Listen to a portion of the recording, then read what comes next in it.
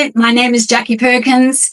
My business actually encapsulates 4 hats. I'm a speaker, a facilitator, a consultant, and a coach. I am about to be on Prosperity Show. And what you can expect is you're going to go on a real journey. You're going to go on a journey of trials, tribulations, triumphs, celebrations, and heartbreak. And you're going to learn a lot, and you're going to enjoy it. And you're going to come out of there, I'm hoping, inspired to do whatever you've set in front of you for 2025.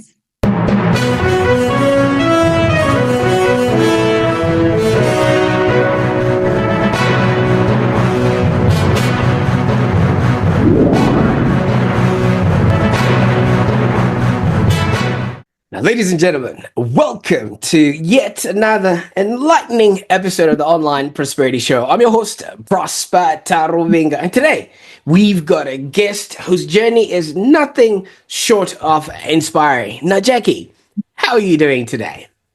Today, I'm actually doing fabulously because 2 days ago, I attended a workshop called Creating the Best Year of Your Life. And I came out of that so empowered, so inspired, so energized. So I'm actually feeling really good. Absolutely. Well, that is news to my ears because you know what that means? That means this episode is going to be high powered, and I can't wait to share you with the people that are watching right now. Now, for those that are watching, thank you so much for tuning in to the Online Prosperity Show. If this is your first time, be sure to hit that subscribe button because you do not want to miss any of these enlightening conversations that we have on the show. Now, for those that are tuning in, I want you to imagine something. All right. Imagine uprooting your life and having to move across continents with your family during a global financial crisis. And then you have to start all over again in a land where you know no one and you know nothing about what is happening there. And that's exactly what Jacqui had to do. And I resonate with her so much because that's exactly what my journey was like as well. So upon arriving in Australia on New Year's Day in 2009, with her husband and 3 children, she actually faced the challenges head on. Like we mentioned, coming to a place where nobody knows your name. And she even spent the initial years of her stay in Australia in a caravan park until she actually found her footing. So that was only just the beginning, so she's now gone on to develop training programs, that are helping others have a happier existence. But she was also doing that while she was the national sales manager in South Africa. And now she has established herself into a sought after facilitator, speaker, and coach in Australia. And we've just caught her in between stages, as you will tell later on, from her speaking. But also, the one thing that actually puts her in front of a lot of people is one thing that is also a big setback for her, because her resilience was further tested when she had neck surgery, which left her with a permanently paralyzed vocal cord. Now, can you imagine the one thing that helps you make money and connect with your audience is the one thing that is actually taken out from you? So we're going to be talking about how she navigates all of that, and also how she also managed to reinvent her business during the COVID-19 pandemic, where she started embracing virtual and hybrid training models. So she now stands as a testament for overcoming adversity with also a vibrant approach that really guarantees a memorable and transformative experience for those that get to be in her way. Now, Jacqui, I could go on and talk about things I'm not even qualified to talk about. Take us back to the time you left Australia. You left South Africa to go to Australia during the GFC. That's a very compelling story in and of itself. What was happening in South Africa for you at that particular time? Well, first of all, thank you for that magnificent introduction. I kind of don't recognize this amazing person you were introducing. Thank you. Thank you for your kind words. So just to take you back, my father was actually born and raised in Australia. He met my South African mother in London, and they got married and went back to South Africa. And my mother had the foresight before I turned 18 to get me an Australian passport. But I could not take my kids or my husband into Australia unless I lived there for 4 years. And we got to a point where we were in the new democratic South Africa. We were starting to see an increase in crime. There were a lot of outages as far as electricity was concerned. And then we knew that President Zuma was about to become president. And there were some quite drastic changes in the way the government was running and in terms of increase of poverty and crime and opportunities for employment for your children. That just concerned me a little. And I thought, I've been given the golden ticket. If my kids get to 18 and over and say, Mom, you didn't actually embrace that opportunity and we could have been in Australia, I think I would have never forgiven myself. So New Year's Eve 2008, my husband and our 3 kids and 5 suitcases got on a plane. We'd never ever visited Australia. We didn't know a single soul here. We had very little money as it was 10 Rand to $1. So once you'd sold your home, sold your business, paid for the containers and the air flights, we had the equivalent of R1,000,000, which was $100,000. So when you look at the average price of house is about $750,000, you will see that $100,000 for a family of 5 is not that much. And when we got here, we realized that the global financial recession had hit Australia, and that trying to find work, if you were not Australian, number one, we were in Queensland, if you were not a Queenslander, and it was the middle of the recession, it was very difficult to get work, especially if no one knew you. And you could talk about the companies you worked for, like I worked for Prime Media Broadcasting, Radio 702, really well known in South Africa. No one in Australia has heard of them. My husband was in marketing. No one recognized the people he worked with. So he, with a BCom and an MBA, was packing boxes, driving taxis, working out in construction sites. And I then told myself, I applied for a lot of jobs and was told I had to redo all my qualifications. Those were all the training and assessment qualifications, which cost a lot of money. But I kind of just put all my money on black and I paid for them and I did it. And I managed to get a contract with the Australian Institute of Management. And literally we lived month to month wondering whether we would be able to afford our rent the next month, whether we'd be able to pay our kids' school fees. And if someone had shown me a video of what we were going to live through for the first 5 years, I probably never would have got on that plane. But thank God my husband had sat us down and said, we are like the Vikings.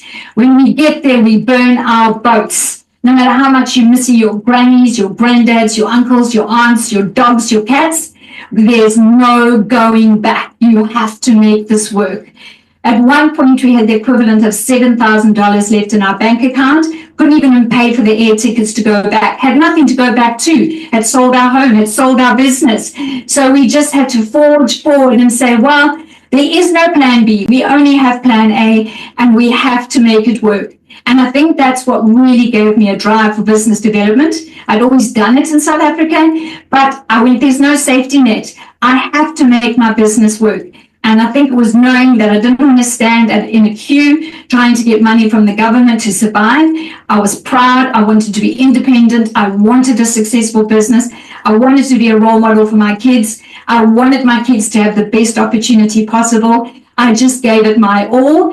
And after contracting for approximately 10 years, I actually approached a branding and marketing company. We didn't even own a house. We didn't even have a deposit for a house.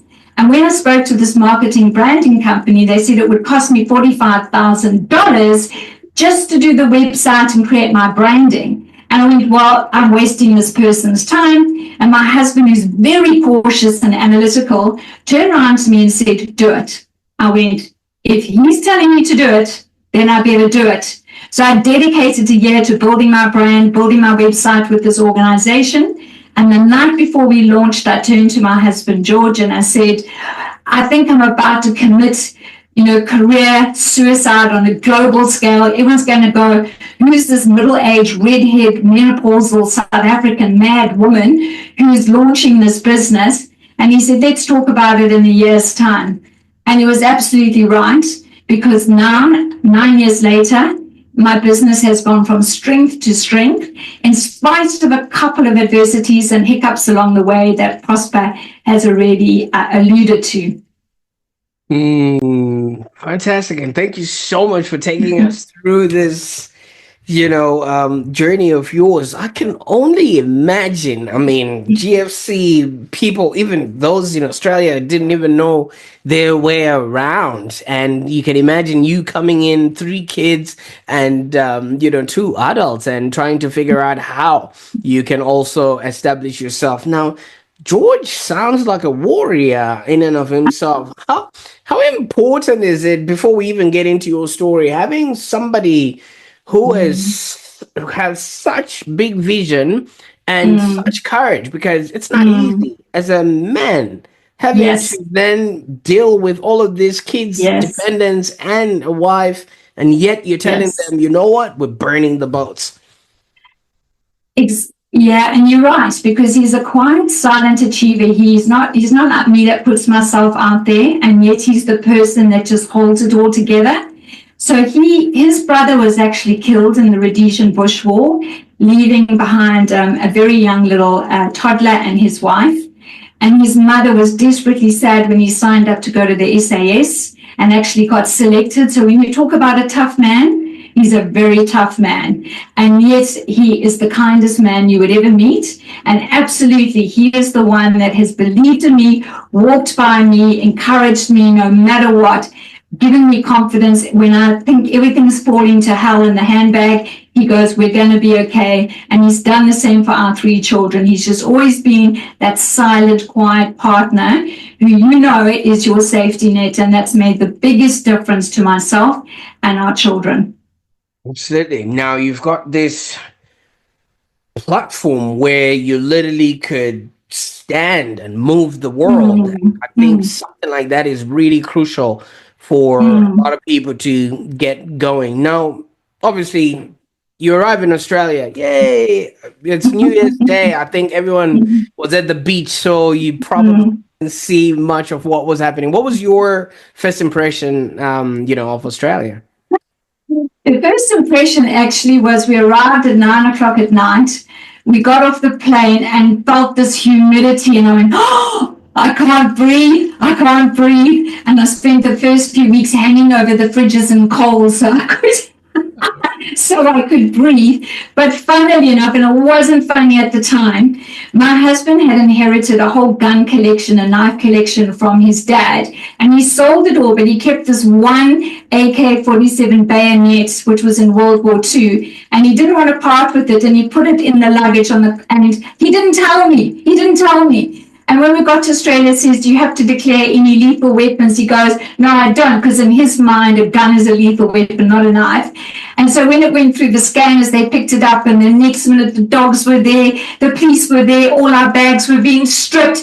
We had 3 kids, 10 years old, 14 years old, and 17 years old, in a new country, surrounded by police, pacing up and down and praying, God help us, God help us. And when we finally got through, I turned to him and I said, you know what, if there'd been a divorce lawyer there at the airport, I would have divorced you then and there. So that was our first impression. You don't muck around with Australia border control. Jacqui, I had the same experience when we came back from Thailand, and I had bought some biltong from Australia. Oh, yes. We flew with it. I didn't touch it, and on our way back, you can only imagine, the whole kerfuffle that would have happened at the end. Yes. But that's about it, right? So you showed up in Australia. Obviously, that was a good welcome. I mean, everybody came to welcome you. The dogs, the people.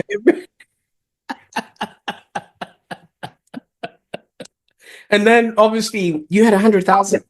That that in and of itself sounds like a lot of money. But if you're really looking to establish yourself, find a place to stay or whatever it is, it really doesn't stretch that far. What were the first things that you sort of started, doing in terms of immersing yourself into the community? I know you did the education type things, but just on a personal level, were there people that you started connecting with, and what sort of influence did they have on you? So the very first thing was I'd actually bought a business from a South African in South Africa who actually was immigrating to Australia, and she'd gone 5 years before us. So I connected with her, and when I arrived, she and her husband actually very kindly came to pick us up from the airport, and yeah, they were waiting for hours while we were being searched. But the thing she did was she took me to her prayer group, and they were mainly South Africans and New Zealanders. And just by introducing me to this prayer group, we had 5 mattresses loaned to us, 5 knives, 5 forks, 5 spoons, a little table, outdoor table with 5 chairs, and a TV and a little bar fridge. And we lived with that for 3 months until our container arrived. But that was like the best thing, because we then went to the church that they went to. They prayed with us. They were, you just felt that they had your back. They were so kind to us. And of course, we had God. That also was a very big part of our journey. And then I really felt this was God in the actually working. Was my daughter brought a friend home from school, and another phoned me and said, look, I'm running late. I'll only be very late to pick up Abby. And I said, don't worry. When she got there, I said, oh, where do you work by a matter of interest? She said, I work for Australian Institute of Management. I go, what are they? What do they do? I've never heard of them. And so she told me they run leadership training, and, they do a whole lot of stuff around business, building leaders and helping businesses. And I went, that's what I do. So she said, well, give me your resume. I'll take it to the CEO. And then the CEO phoned me and she said, Jacqui, if you're willing to redo all your qualifications through the Australian Institute of Management, which was about $5,000, which is 16 years ago, it was hard. She said, we'd be willing to give you a contract. So I did that, and then they gave me a contract, but you weren't guaranteed a certain amount of work. They only gave you work that they felt you could do. So I started off with 1 or 2 days, and they would send me to the worst places. Out, they call it whoop whoop in Australia. In South Africa, we call it the khamadulas. You'd be going off all over to mining sites all over Australia, to the worst jobs, until I built my credibility. I was 45 years old, and it was like being a rookie. I had to start from the very bottom, building myself up till eventually I had clients asking specifically for me again and again. And then that's what built up my credibility and my reputation. And then eventually I was brave enough to go, I'm actually going to go out and do this on my own. Our 3 children, I met the headmaster of this Christian school in Durban, South Africa. He was doing a presentation, and I went up to him and I said, if we immigrate to Australia, I want my 3 kids to come to your school. He said he didn't have bursaries for the level of year that my kids were going into. So he said, but, we might be able to, look at some kind of financial assistance. He said, get as many testimonial letters as you can from the headmasters and teachers of your school. Get your children to write all these tests, which I did. And he said, if you come to Australia, he said, your kids can have 1 year's education at no charge, which I did. So we actually planned our entire move to Brisbane on the basis of our children going to that Christian school. And my mother said, you must be the only person in the whole world who doesn't have a job, who's made the entire decision to move across the world to a city just based on the school where your kids are going to get a good education. And I said, yes, exactly. And then that's where we built from. I then managed to get the contract from Australian Institute of Management. And then my husband eventually managed to graduate from packing boxes and doing, construction work. And he got a job as a pharmaceutical rep with Pfizer. And we started to turn the corner and things started to fall into place. Oh, absolutely. I think it was Steve Jobs that mentioned that you cannot connect the dots looking forwards, but you can only connect the dots looking backwards. And, with the way it all sort of started, shaping itself. First of all, I don't know how you feel about this, but I'm sensing a lot of Ubuntu happening there, Mm. because you wouldn't just also have these things coming your way without you having exerted yourself. You obviously would have been nice to the people for them to be able to sort of give back to that as well. I don't know what's your. Thank you. I hope so. I hope so. I hope so. Absolutely. So once all of this was now happening, you transitioned from obviously this corporate role that you were said you were doing in and around Australia and the mines and stuff like that, and you went on to establish your own business. I don't know, Jacqui, maybe you're just a gluttony for punishment here, but it's not the easiest thing. You had already started breathing, and now you're like, you know what? Is there more Yes. that I can put? So first of all, Yeah. what were some of the fears that you would have faced during these first times of this transition, and how did you actually overcome them? I think the big fear was that when I was with the Australian Institute of Management, you didn't have to go looking for the work, so they would get the clients, they would give you the work, and literally you would then have to study the material and, rock up, deliver it, make sure you did a great job. But going on my own meant I had to be building the pipeline. I had to build a brand. I had to get my brand recognized. I had to get my brand top of mind. I had to build a word of mouth where people would be contacting me, and that I'd have to design my own content. I'd have to deliver it. And I decided, I was going to do 4 things. I was going to coach. I was going to consult.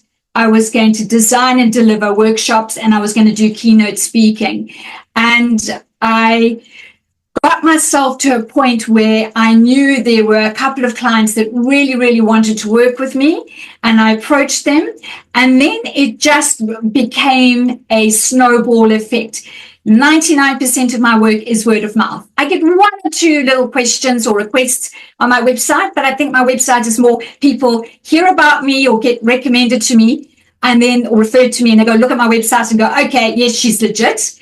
But it's like 99% word of mouth. So once I put in, and my payoff line is with you all the way, and I live and I breathe that. So when I work for a client, I see it as my own business. I invest heavily in understanding the industry, the sector, who their teams are, what their challenges are, what their opportunities and threats are, so that when I'm running a workshop and I'm talking to them, I start picking up, oh, there's a need here, there's a challenge here. Actually, this is something we should be working on. So then you're going back to the client and saying, look, we've just run this workshop, but I can see that we really need to do something around business development here, or performance management around here, or there's a culture, there's a real strong need to build culture and morale in this team. So every time I engage with a client, it actually just builds so that I will work with that client for years, because I kind of partner with them and I see their business as part of my business. Absolutely, and obviously people are always looking for advisors that can help them navigate whatever it is that they are going through. But obviously, while all of this was going nice and strong, you had that surgery in your neck, and that literally paralyzed your vocal cords, and that really sounds like a significant hurdle. I mean, I can only imagine if you can't talk, that automatically takes away part of your business. I mean, yeah, especially for you being a speaker and things like that. How did you manage Yes. to navigate this challenge both personally and professionally? Well, it was a terrible shock because my surgeon actually never told me it was a potential side effect. And when I read it, it actually clearly stated that they cut your throat here, and they then I had a disc, a metal disc replaced between my C5, C6. So they go through here, and your laryngeal nerve runs around here, and that's what helps make your vocal cords hit. And if your vocal cords don't close exactly, it minimizes the sound that you can project. And in fact, you couldn't hear me above a whisper. So when I came out of the operation, I had this squeaky, squeaky high voice, and I couldn't project it at all. It was just this really raspy whisper like this. And so when I went to my follow-up, he said, oh, no, it will start to come right in a while. And then it didn't. And then I went back to him again, and he said, by the way, what do you do for a living? And I told him. He went white in the face. He nearly fell off his chair.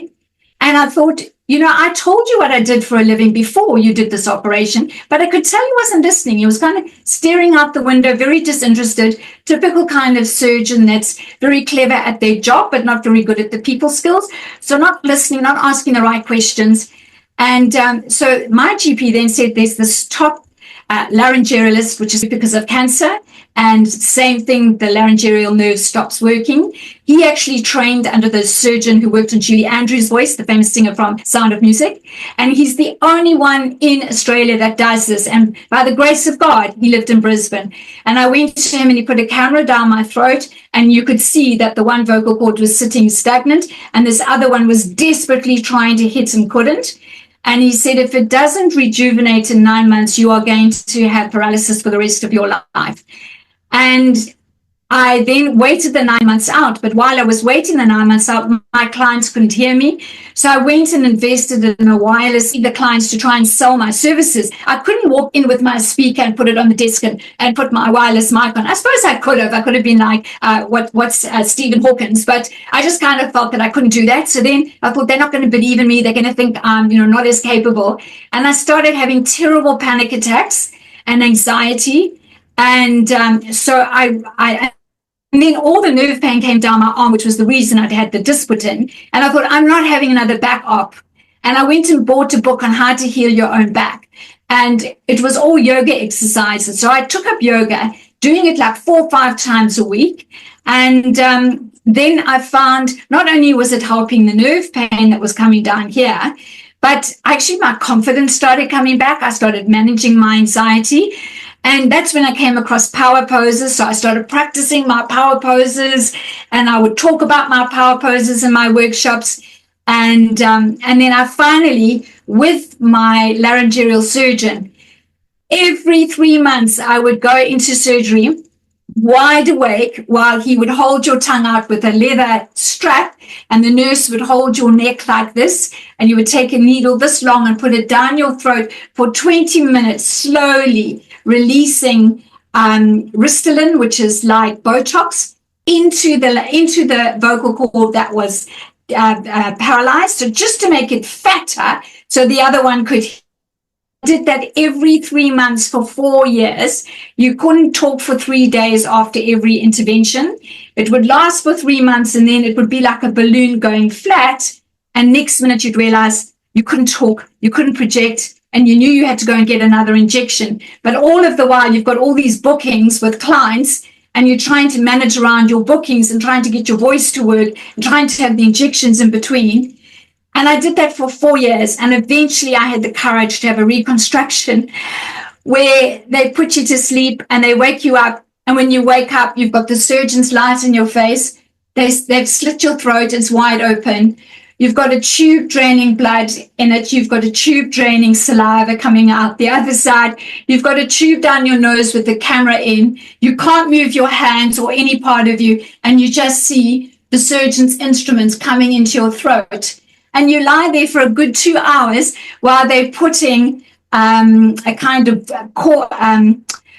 what's it called? It's like a kind of fiber, kind of material, cortex, that they put slowly cutting slices and putting it in and making you talk. And you would have to talk and test your volume until you got it exactly right. And then they would stitch you up. And I haven't updated you. I had to have it done again last year. So that vocal cord started to atrophy and I couldn't talk anymore. And due to lack of use, it starts to atrophy. So I went through the whole procedure again last year. So, yes. Now, Jacqui, I mean, having to go through that just so you can help other people courageously lead and help their teams to deliver there's got to be something behind that really is motivating you, because anybody else would have been like, you know what? Not another episode with the surgeon that doesn't listen. I'm going to relax, raise my voice, and not have to worry about that. There's got to be something there, Jacqui. What is it? Or do you know? I think there's a couple of things. One person said to me, "Oh, it looks like God's got other goals and designs for you." And I went, "No, this is my God-given talent." Right. So many people had said to me, "Jacqui, you've got a gift for this." And I went, "This is my gift. I've been given this gift." And to stop me from using it I might as well go shut myself up in an attic and not live, because this is what drives me. This is what motivates me, is I feel I've got a talent and a gift, and so many people have said it to me, and I thrive on it, and not being able to do it would just be, what's the point? Just what's the point? I think the other part of it is I'm just bloody obstinate. I think I'm bloody stubborn. I don't like being told you're defeated and you can't do this. And my maiden name is Bell, and my dad was very proud of that, because our coat of arms is Perseverante, perseverance. So I've been raised with us Bells. We persevere. We don't give up. We persevere. And that is so ingrained into me. Don't tell me I can't do it. I'm going to get up and again and again and again, and I'm going to do it. So, yeah, I think that's why. Thank you so much, because so many people, I'm going to say this with almost love and respect, the worst they would have experience is probably a broken nail, and oh, woe is me, and they curl up in fetal position, and they call up all their friends and they commiserate.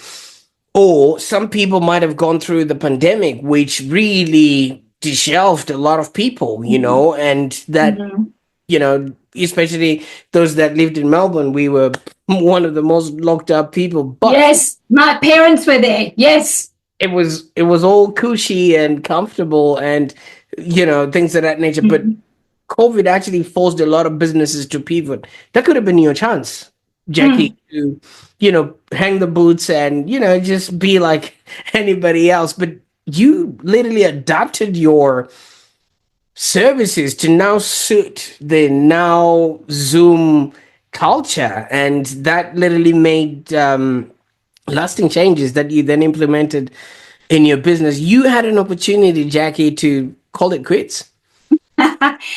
Yeah, I did. And what happened was, we were told on the Friday that we had to stay at home, and people were saying maybe a week or two, and literally within 48 hours, every client had phoned and cancelled their bookings that I had in for the rest of the year.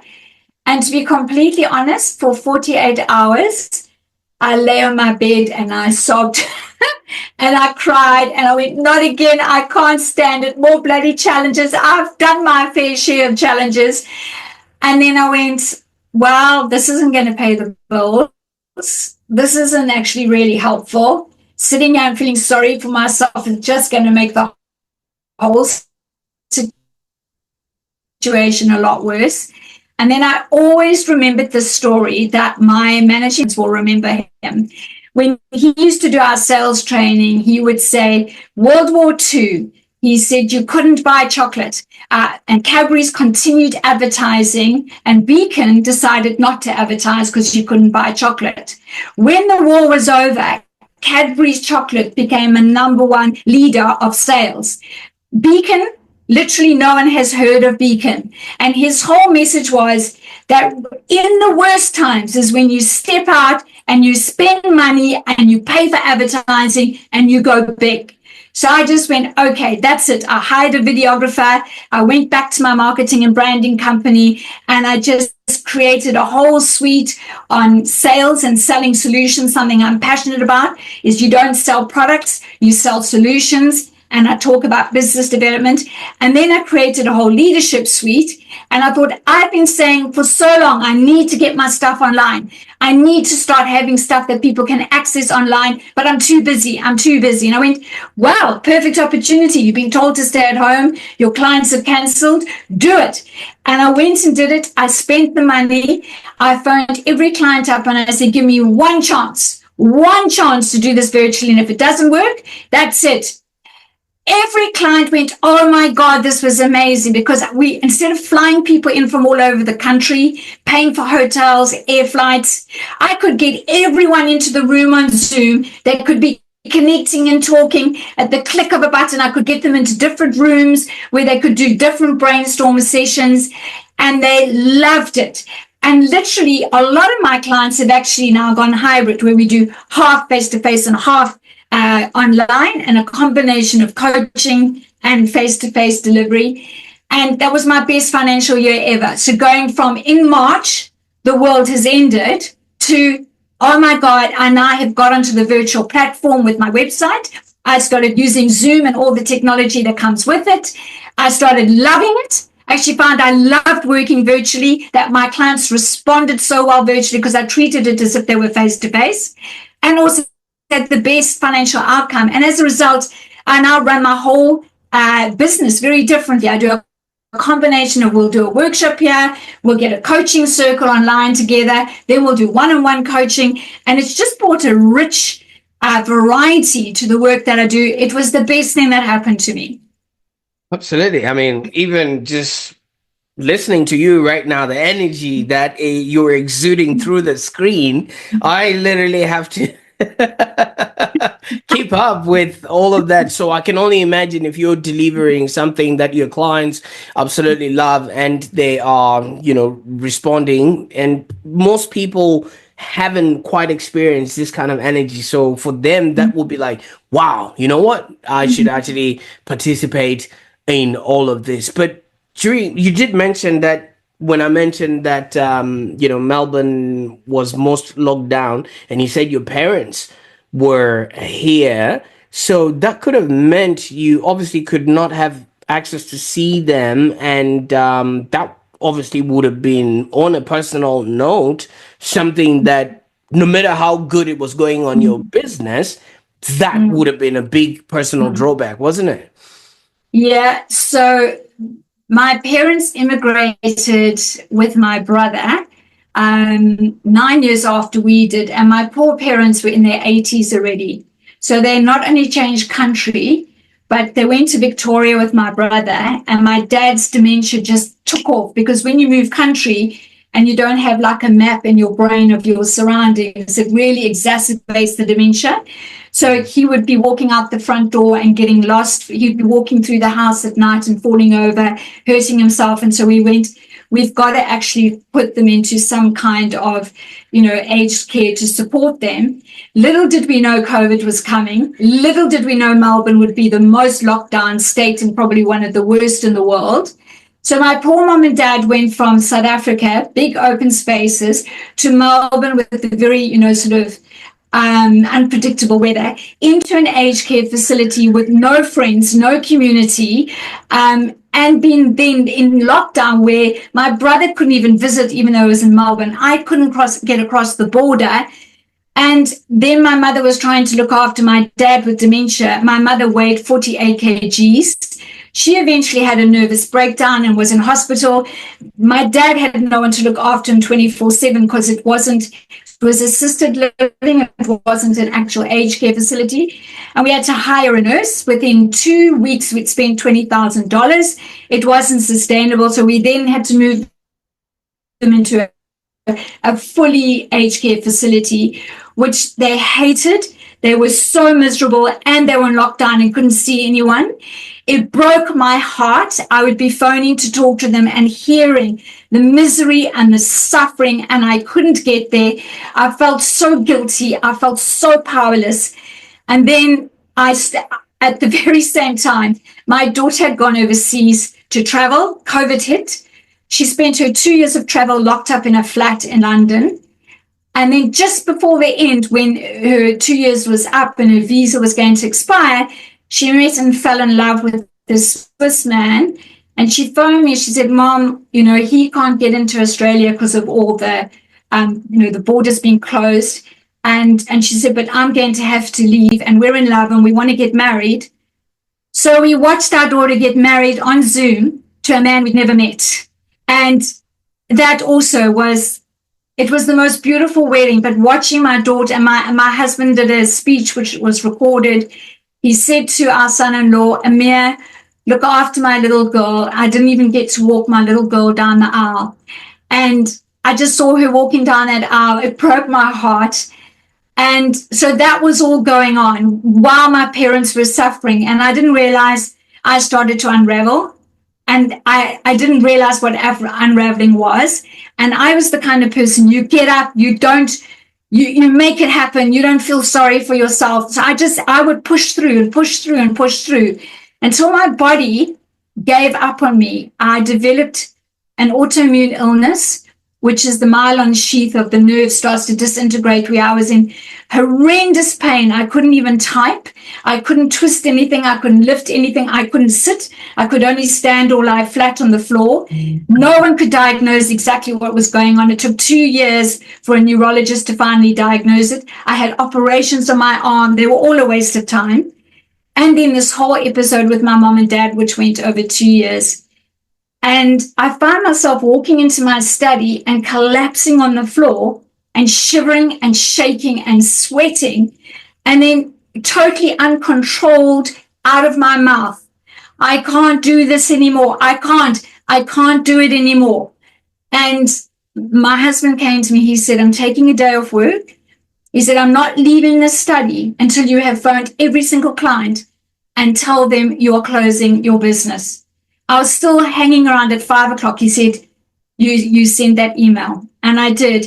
I had workshops that were running all over the country, hotels booked, flight booked, all sorts of things going on. And I just pulled the plug and I said, I'm closing my business. I don't know for how long, but I need to heal. I need to get well. And it was terrifying. It was terrifying because I didn't know whether I would get well. I didn't know if I would get a cure for the nerve pain. I didn't know if I'd get control of my mental state. I felt I'd gone mad. And as a result of that, I couldn't actually go see my dad because I couldn't even get on a plane. I couldn't even drive in a car. And my dad died. And I was filled with guilt and remorse that I had not seen him, that I'd not been there to help my mother. And that's when I finally completely cracked. And I would lie in my bed all day, all night. I couldn't move. I couldn't go anywhere. I was a complete wreck. And by the grace of God, I started to get the help, trauma counseling that helped me. I took up dancing again. I'm a classical qualified ballet teacher. I took up near dancing, which I found joy in again. And a lot of things helped me heal. And then my mother passed away and I fell apart again. And so I have now put some very big changes in my life around managing sleep, making sure I get to my dancing, making sure I get to my prayer group, making sure I respect the Sabbath and I keep the Sabbath free. I get to my church, I do my exercise. I've learned the hard lesson that, Winston Churchill says, what did he say? He says, failure is not fatal. Success is not, I can't remember. Success is not the end. Failure is not fatal. It's the courage to continue that counts. And I used to go, you've just got to keep going. And then I've learned this lesson. Sometimes it's more courageous to stop.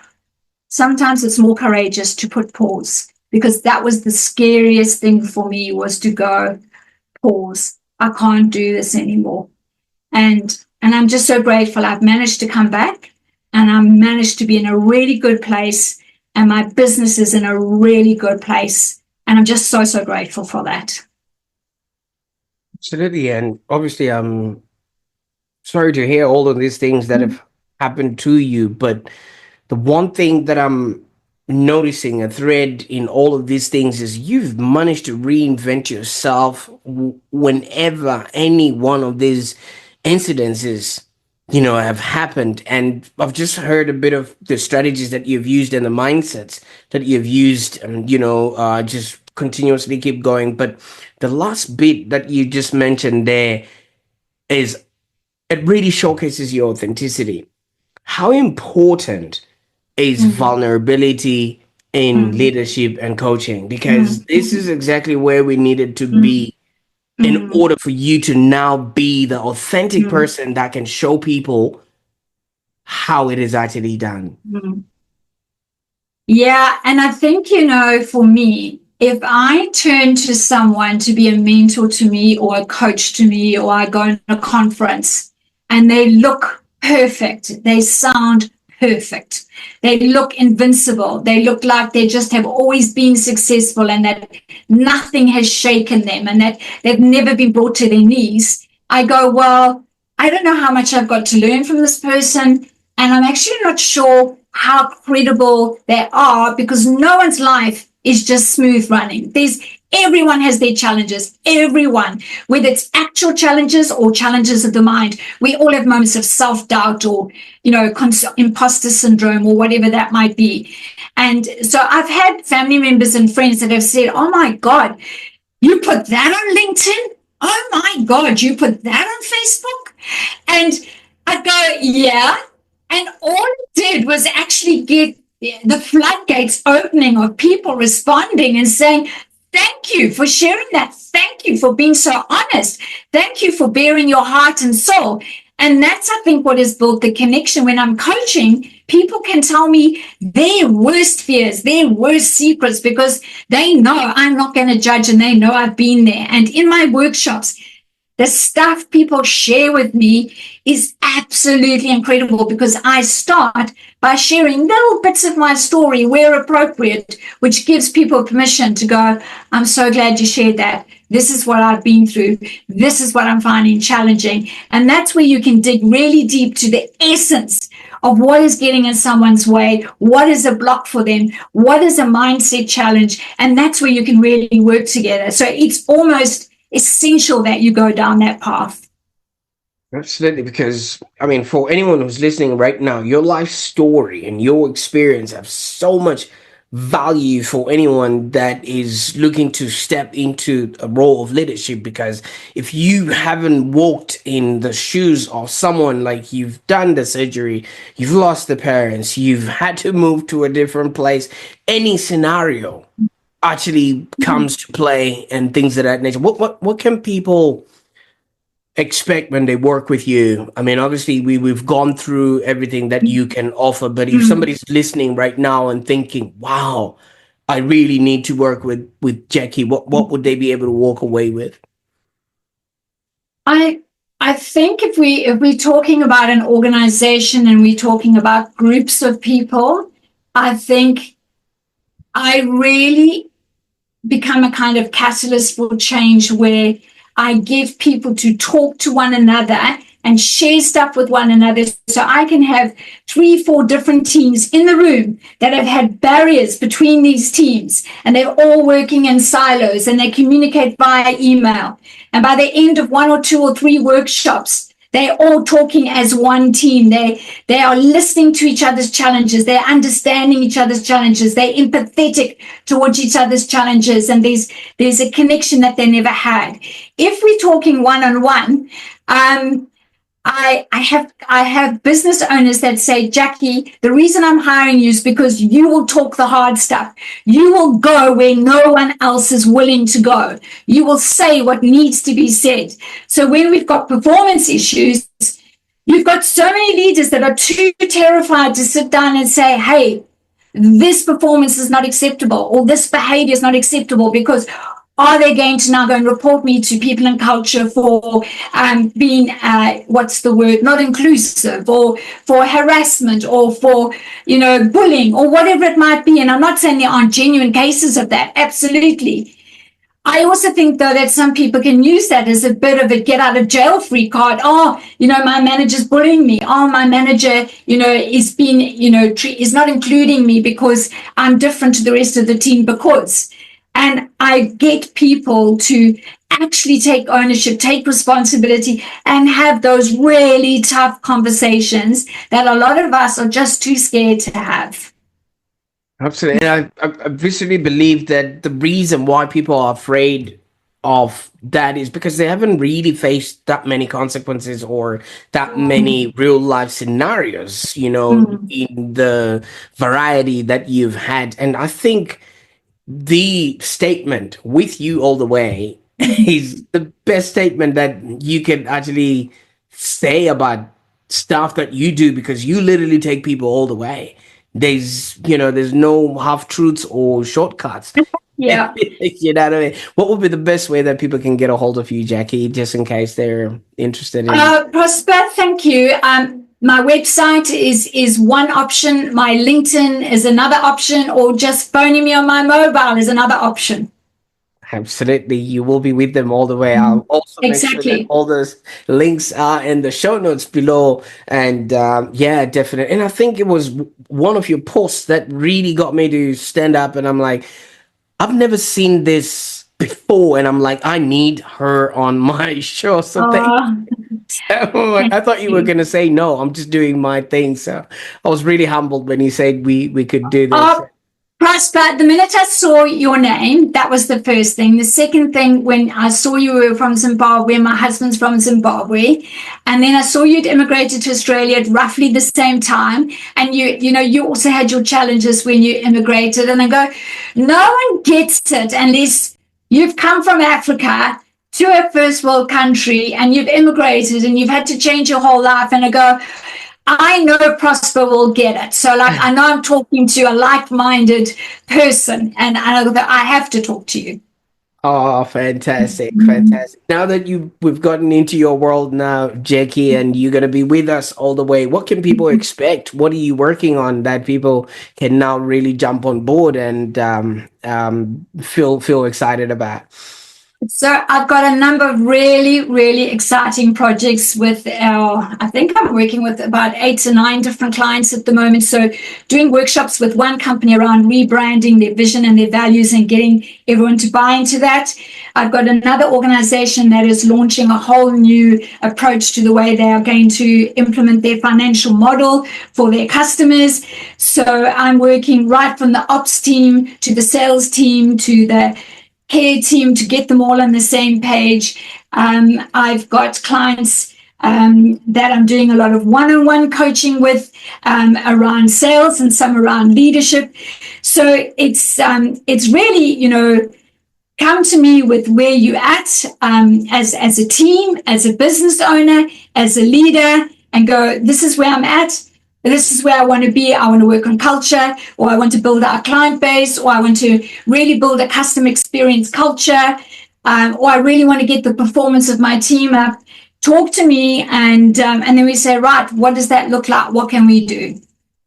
Absolutely, absolutely. But Jacqui, above all, I really, really appreciate the time that we spent, on the call today.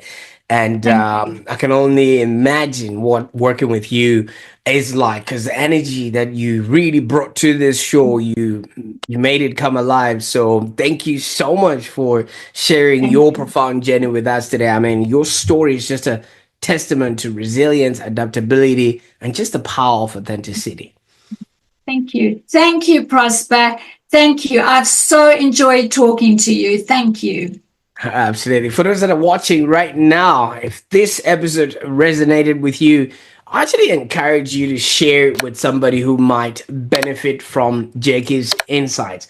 And by so doing, you're not only spreading valuable knowledge, but you're also supporting others in their journey towards prosperity. And if somebody has shared this video with you for the very first time, click the links that I'm going to be putting in the show notes so you can connect with Jacqui, but also consider subscribing to the online prosperity show for more inspiring conversations like this, because I want you to remember something. Every story that is shared is a step towards collective growth.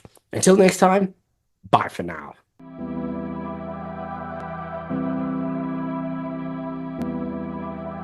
The job of the senior middle manager is that they've got to be this buffer.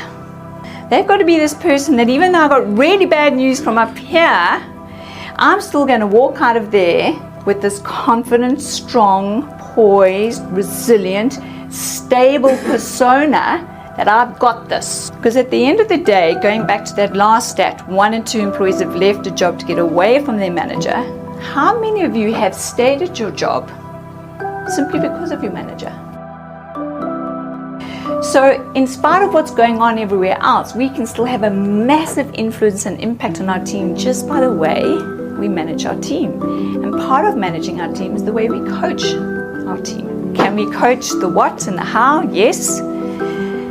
The want, a whole lot more challenging. Every piece of information we process through our emotional brain, our limbic brain at the back of the brain first, before we engage the rational brain, the prefrontal cortex. We have 4 irrational responses immediately to that information. So when I sit down to have a coaching conversation with my team member, before I've even opened my mouth, they're picking up on my physiology. The confidence to be your own authentic self. That you can rock up and say, this is who I am, I like me, I'm comfortable with who I am, and I'm strong enough in myself to actually be me, and I don't have to pretend to be something that you want me to be. We don't know what we don't know. So if we go into traditional coaching, we say, you're doing this wrong, you're doing this wrong, you're doing this wrong, and the coachee goes, no, I'm not. Until we go, well, what is the answer to this? How do you do this? What is the process for this? And then we have this sweet moment of conscious incompetence. How am I going to coach someone who doesn't want to be coached? They think they walk on water. They're not going to listen to me. Only once you've created that moment of conscious incompetence have you created a platform for learning.